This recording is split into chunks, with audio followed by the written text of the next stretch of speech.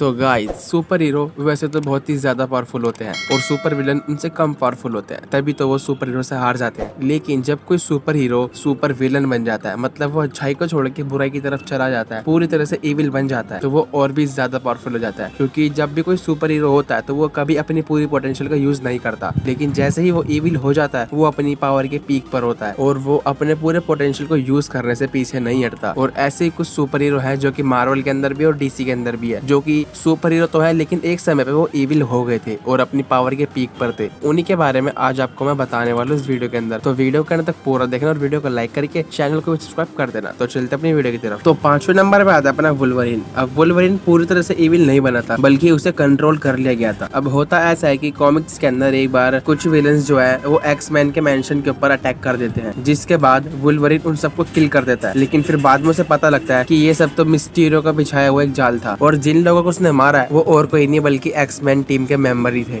और फिर जब वुल्वरीन सबको मार देता है तो उसके बाद वहाँ पे आते हैं हाइड्रा वाले, जो कि उसे मार देते हैं। लेकिन फिर वो देखते हैं कि वुल्वरीन पूरी तरह से मरा नहीं है, बल्कि वो जिंदा है। इसी मारे हाइड्रा वाले उसे पूरी तरह से नहीं मारते, बल्कि अपने साथ ले जाते हैं और उसको कंट्रोल करते हैं और बाकी लोगों को मरवाते हैं। और यहाँ पे बाकी लोगों से मेरा मतलब है सुपर हीरोज को। और वुल्वरीन से अपना सारा काम करवाते हैं और जो भी इनके काम के बीच में आता है उसको वुल्वरीन से मरवा देते हैं। लेकिन आखिरी में वुल्वरीन भी मारा जाता है सूजन स्टॉर्म के हाथों। तो इस तरह से अपना वुल्वरीन एक इविल बन गया था। हालांकि वो पूरी तरह से इविल नहीं बना था, लेकिन इविल लोग कंट्रोल में आ चुका था, जिससे वो भी अपनी पावर लेवल के एकदम पीक पर था। और चौथे नंबर पे आता अपना रीड रिचर्ड्स। अब कॉमिक्स के अंदर ये भी एक बार इविल कैरेक्टर बन गया था। हालांकि वो किसी और यूनिवर्स का था, लेकिन था तो वो रीड रिचर्ड्स ही। हुआ कुछ इस तरीके से था, जैसा कि हम सबको पता है कि रीड रिचर्ड्स और डॉक्टर डूम ये दोनों आपस में पहले दोस्त थे और दोनों ही एक दूसरे इतने इंटेलिजेंट भी थे। लेकिन इस यूनिवर्स वाले रीड रिचर्ड्स को ये लगता था कि ये मुझसे इंटेलिजेंस में आगे जा सकता है, इसीलिए वो उससे थोड़ा बहुत चिढ़ता भी था और वो अपने इंटेलिजेंस को और बढ़ाने के लिए एक्सपेरिमेंट करता भी रहता था। तो इसीलिए उसने कुछ सालों तक एक्सपेरिमेंट किया और अपनी इंटेलिजेंस बढ़ाता चला गया, जिससे उसका सर भी थोड़ा बहुत बड़ा हो गया था। और अपनी इंटेलिजेंस बढ़ाने के बाद ये पूरे एसगार्ड को कॉन्कर कर लेता है और फिर अर्थ को भी कॉन्कर कर लेता है। और वो ये सोचता है कि मैं अर्थ को एक बेहतर प्लेस बना पाऊंगा, एक अच्छी जगह बना पाऊंगा। और उसी के साथ साथ ये अपने मेन यूनिवर्स के अंदर भी आता है उसको कॉन्कर करने के लिए। और इस मोमेंट तक इसका एक नाम पड़ चुका था, जो कि था द मेकर। और तीसरे नंबर पे आता अपना हल्क। अब हल्क का भी इविल फॉर्म है, जिसका नाम है मेस्ट्रो। और ये फ्यूचर के अंदर टेक प्लेस करता है, मतलब ये प्रेजेंट टाइम से कई गुना आगे के समय में टेक प्लेस करता है। अब इसकी कहानी कुछ इस तरह की है कि ये होता तो एक नॉर्मल ह्यूमन ही है, लेकिन ये फ्यूचर के अंदर एक न्यूक्लियर वॉर होती है, उसके अंदर पार्टिसिपेट कर लेता है और ये न्यूक्लियर बॉम्ब के रेडिएशन में आ जाता है, जिससे ये बन जाता है अपना मेस्ट्रो। और उस वॉर के बाद कोई और तो बचता ही नहीं है, इसलिए पूरे अर्थ के ऊपर अकेला ही रूल करता है और ये एक लौता ही बच जाता है पूरे अर्थ के ऊपर। और इसकी पावर लेवल इतनी ज्यादा थी कि ये एक पंच में पूरे प्लेनेट तक को डिस्ट्रॉय कर सकता था, जो कि इनने किया भी था। और अब आप ये अंदाजा लगाओ कि अपना प्रेजेंट टाइम का हल्क कितना ज्यादा पावरफुल है। और ये वाला हल्क बना था गामा रेडिएशन से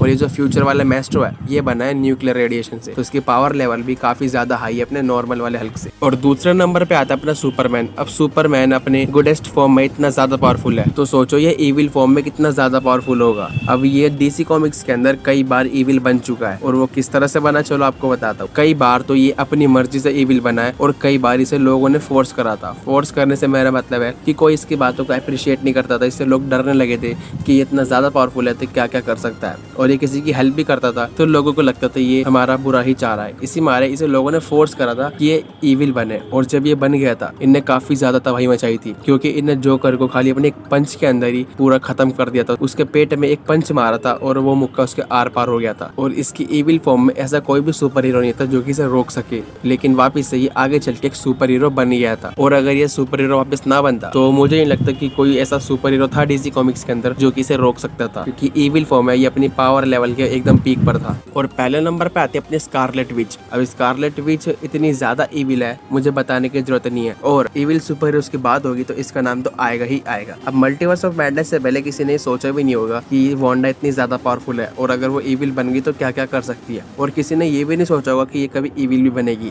लेकिन मल्टीवर्स ऑफ मैडनेस के अंदर ये इविल बनती है और सबको ये दिखाती है कि कितनी ज्यादा पावरफुल है और ये बताती है कि अगर ये अपने पे आ जाए तो क्या क्या कर सकती है। इसने पूरे मल्टीवर्स के अंदर डॉक्टर स्ट्रेंज को घुमा घुमा के मारा था और इल्यूमिनाटी की पूरी टीम को इसने 1 मिनट के अंदर निपटा दिया था, चाहे वो रीड रिचर्ड्स हो, ब्लैक बोल्ट हो या फिर कैप्टन मार्वल। कोई भी इसके सामने 10-20 सेकंड से ज्यादा टिक भी नहीं पा रहा था। और एंडिंग के अंदर भी डॉक्टर स्ट्रेंज इसे डिफीट नहीं कर पा रहा था और इसे खुद को ही सैक्रिफाइस करना पड़ गया था। तो आप अंदाजा लगाओ कि डॉक्टर स्ट्रेंज जो कि खुद इतना ज्यादा पावरफुल सुपर हीरो है वो तक इसे नहीं हरा पा रहा हराता तो और कोई क्या ही हराता। तो गाइस ये थे सुपर हीरोज और उनकी इविल फॉर्म्स। और अगर इस वीडियो के अंदर मुझसे कोई छूट गया तो मुझे कमेंट करके बता देना, और हो सका तो मैं इसका एक पार्ट 2 भी लेकर आऊंगा। अगर आपको पार्ट 2 चाहिए तो मुझे कमेंट कर देना। बाकी यही था आज की इस वीडियो के अंदर। अगर आपने वीडियो यहाँ तक देख लिया तो वीडियो को लाइक कर देना, चैनल को सब्सक्राइब कर देना। मैं मिलता हूं आपसे अगली वीडियो में, तब तक के लिए बाय बाय।